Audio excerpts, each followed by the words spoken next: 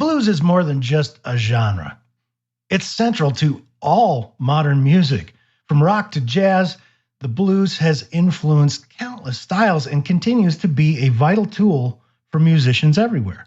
Today, we're exploring why mastering the blues is essential and what you're missing out if you haven't taken those steps already to speak the blues. Every guitarist and bassist needs to hear this episode and get the blues. You ready? Let's get nerdy.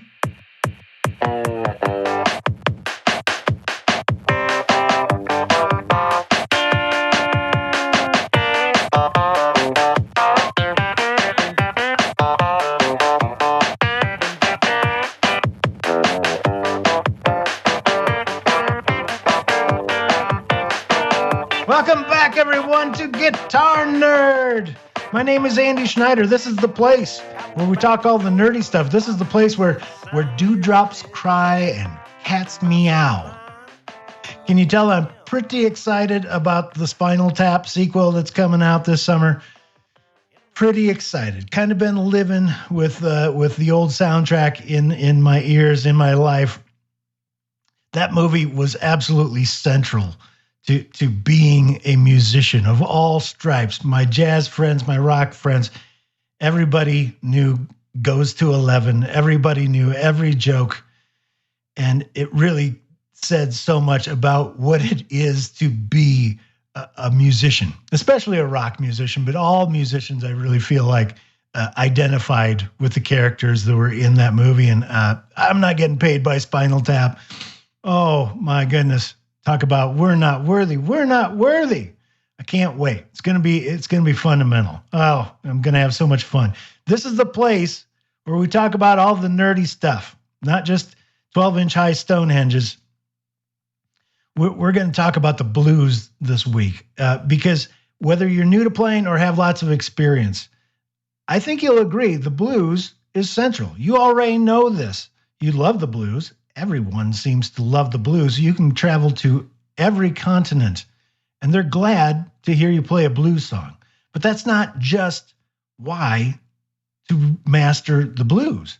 I mean, it's core to the development of every other kind of music. If you want to speak your flavor of music better, you got to have the blues.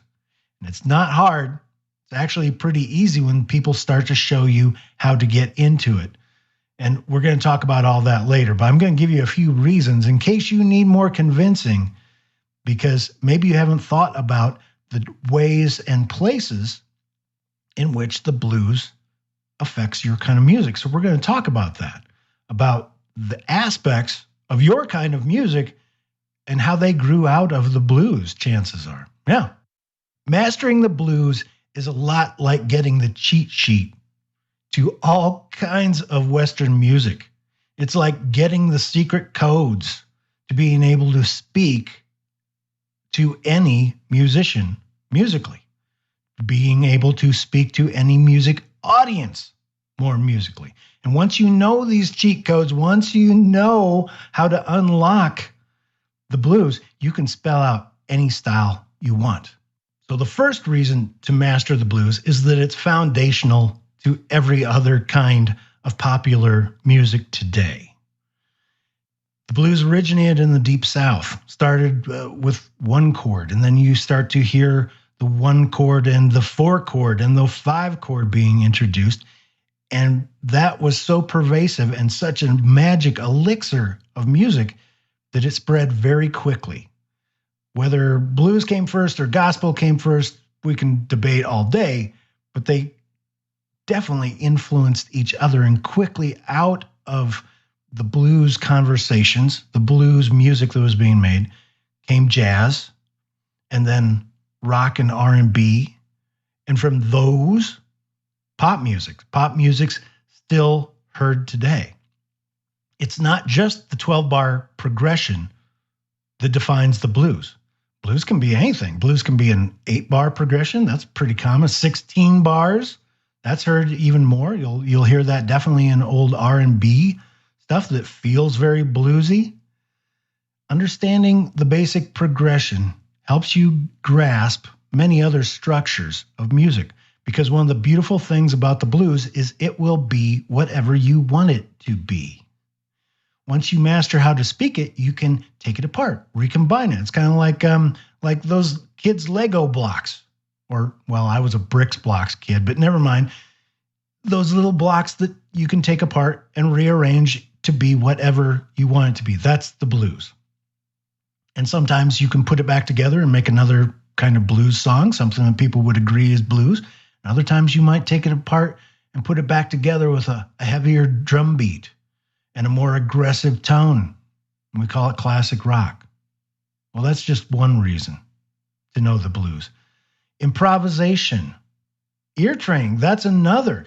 The blues is a fantastic training ground for improvisation. It's a wonderful place to start because it starts you off easy. You can start with just 1 or 2 pentatonic scales and go quite far. Really have a lot to work on.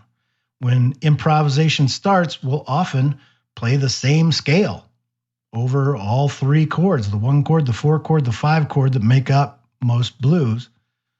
One technique is to play the same minor pentatonic scale over the entire thing. Another is to play a different pentatonic scale, 1 for each chord, or some combination thereof. It's an excellent place to get it together when you're starting to improvise, and you need to be able to take those concepts that are inside your head, inside the ears of your brain, and turn them into sound coming out of your guitar or bass amp. The third reason that you must know the blues, it demands a great groove and a great feel. Listen to a great blues band. They always have impeccable time. They are right on the beat at every single turn. And that's what creates such a strong resonance in people's hearts. If you want to hear the impact of rhythm, look at something else. Look at a band that's not good with rhythm. A blues band that doesn't have extremely solid, rock solid rhythms is inevitably not moving. The crowd will not fall in love, will not go with them. Listen to the next blues band you hear and try to identify, are they really happening with the rhythm? Or are they a little sloppy, a little not quite keeping up with perfect time? That's both a beginner tip and a super pro tip. That's your guitar nerd out, is you just about can't be too good with your rhythm. Even when playing a simple pentatonic, you'll notice the crowd appreciates it much more when you're extremely definite with your rhythms. So getting that groove adds to the feel, and that's absolutely essential to anything that we can call the blues. And the fourth reason that you must know the blues is that it's a beautiful language. It's a language just like English has different dialects, right? Somebody from New Orleans might say something a little differently than the person in New York City, or that same expression in LA would be said. Different dialects, just like there are in the English language, there are different dialects to the blues. There's Chicago blues, Delta blues, Texas blues, and all of them have different techniques upon which they build their music. They all might play a 12-bar blues from time to time, but the way that they apply chords, the rhythms and tone inside of those chords, that makes up the dialect. And these dialects contain features necessary to other sophisticated forms. Other musicians, not blues musicians necessarily, other musicians would look at a dialect and say, wow, I like that aspect of it. In those people's music, they use riffs. They'll play together. They'll all play the same bum ba da doom da da doom da da doo doom bum ba da doom. They'll all play that together. That's really powerful. What a unique way to propel a song along, let's do that in my new classic rock band. Or something we're going to be talking about here right after the break, we're going to be talking about chord substitutions. Chord substitutions are a staple of jazz and R&B. They propel the song along in often surprising ways and add color to propel the song along.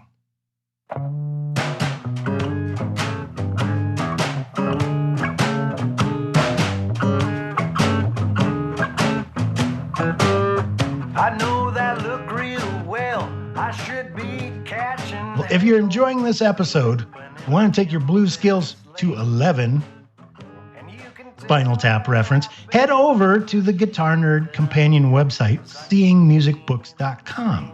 That's my website for my music education books. Check out these new books. My 2025 has been deep in the blues. I've created a bunch of new books, new series. For guitar players, there's Weekend of Blues Guitar 1. For bass players, Weekend of Blues Bass 1. And I even have a new book called Blues for Banjo, number 1. Yeah, they're packed with tips and exercises to get you in the mindset of the blues. Exercises to get you working between chords. Make sure that your fingers are happening in just the right way to be able to put together real blues chords with real blues rhythms. Then there are examples of entire blues songs. Each book comes with free streaming videos from the Seeing Music Books website.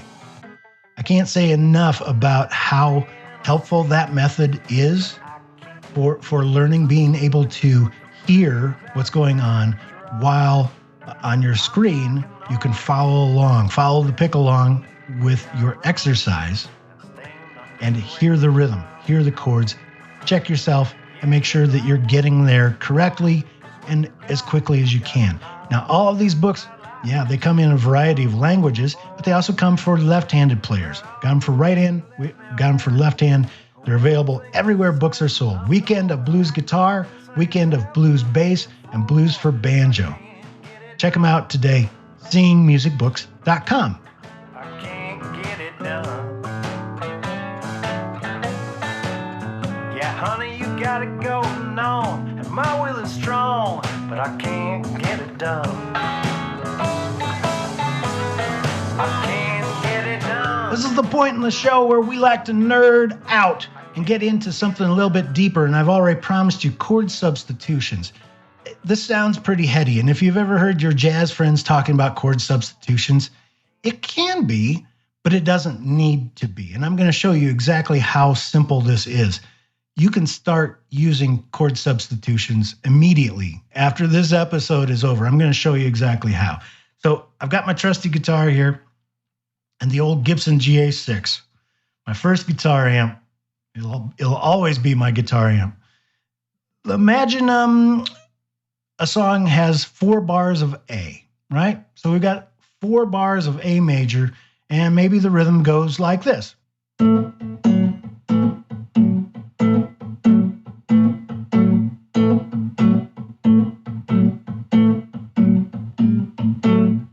There's 4 bars, all in A major. Well, that's fine. One person in the band is playing a little rhythm like that. And you say to yourself, yeah, that's okay, but I don't want it to get boring. I'm going to propel it along by adding some chord substitutions. So one technique that keyboard players use and guitar players use equally well is to add other chords from that song. So imagine if you've got an A blues, you're using A, D, and E, right? Well, I've found a little place on my neck where I can get to A, D, and E all within just 2 or 3 frets of each other. There's A, there's D, 2 frets higher, there's E. So while one person in the band is playing, just holding down one chord, I, or you, might want to add a little bit of spice to it. Let's combine just A and D.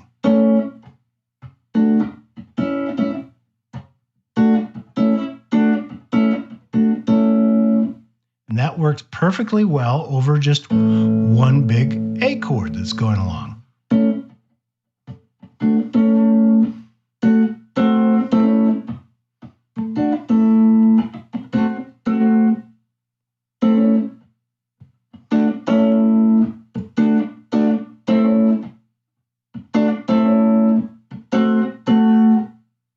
That's a lot more fun, isn't it? Adds a little bit of motion. What happens if I start using A, D, and E? And now imagine or sing to yourself the dum ba dum ba dum ba dum.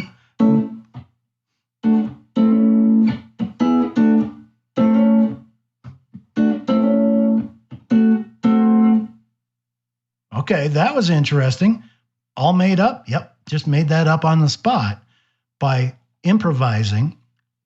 Not a solo, improvising chord applications. So if a person was to write down the music that's happening right now, they would simply write down 4 bars of A. A. But what's actually happening inside of there are some of the musicians are making some choices to throw in some substitutions, quickly moving between key chords that sound great together. Key chords of that song that sound great together. Isn't that neat?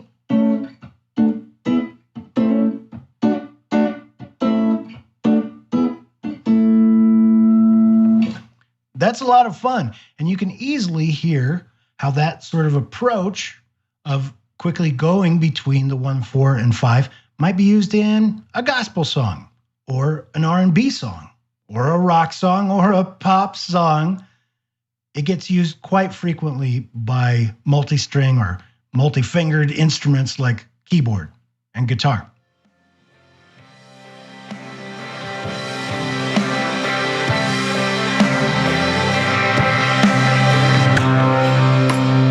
Okay, today we explored 4 reasons why mastering the blues is absolutely essential for every bass player, every guitar player. Its foundational role in modern music and its value for improvisation and ear training. Groove, yes, it's all absolutely necessary to delivering a dynamic and convincing musical performance, no matter what your style of music. Experiment with the blues this week and listen to some of your favorite players, rock, pop, R&B, and blues, and see what elements they share in common.